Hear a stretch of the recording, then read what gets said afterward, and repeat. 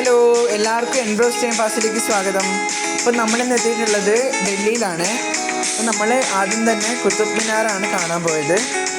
നമ്മൾ പോയപ്പോൾ ആകാശം നല്ല ക്ലിയർ ആയിരുന്നു, അതുകൊണ്ട് കാണാൻ നല്ല ഭംഗിയുണ്ടായിരുന്നു. ആകാശം മുട്ടി നിൽക്കുന്ന കുത്തബ് മിനാർ എല്ലാ ഇന്ത്യക്കാരനും ഒരു അഭിമാനമാണ്.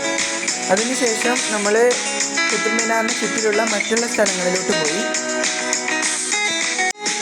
ഇവിടെ അതിമനോഹരമായ കൊത്തുപണികൾ നമുക്ക് കാണാൻ പറ്റും.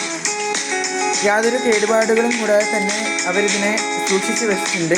കുറേ ഭാഗങ്ങളൊക്കെ ആ കാലഘട്ടത്തിൽ നടന്നിരുന്ന യുദ്ധങ്ങൾ കാരണം പൊളിഞ്ഞു പോയെങ്കിലും വളരെ മനോഹരമായിട്ട് ഇപ്പോഴും ഇതിൻ്റെ കുറേ ഭാഗങ്ങൾ നിലനിൽക്കുന്നുണ്ട്.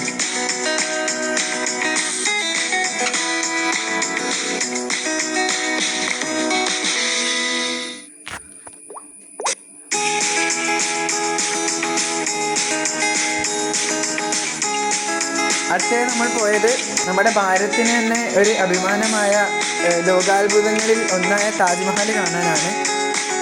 ഷാജഹാൻ തൻ്റെ പ്രിയതമയ്ക്ക് വേണ്ടി മുംതാസിൻ്റെ ഓർമ്മയ്ക്കായി പണിതു വെച്ച വെണ്ണക്കല്ലിൽ പണിത താജ്മഹലാണ് നമ്മളിപ്പോൾ കാണുന്നത്. ഇതിൻ്റെ ഭംഗി ആസ്വദിക്കാനായി കുറേ വിദേശികളും സ്വദേശികളും ഇവിടെ എത്തിയിട്ടുണ്ട്.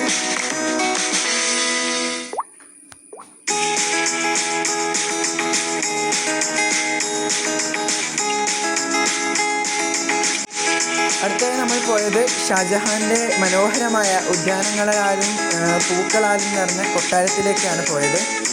ഈ കൊട്ടാരത്തിൻ്റെ ഒരു ഭാഗത്ത് നിന്നാൽ താജ്മഹൽ വളരെ വ്യക്തമായിട്ട് തന്നെ കാണാൻ കഴിയും. തൻ്റെ പത്നിയുടെ ഓർമ്മ ഇടയ്ക്കിടയ്ക്ക് തന്നെ പുതുക്കിക്കൊണ്ടിരിക്കാനാണ് ഷാജഹാൻ ഇങ്ങനെയൊരു വിദ്യ ഉപയോഗിച്ചത്.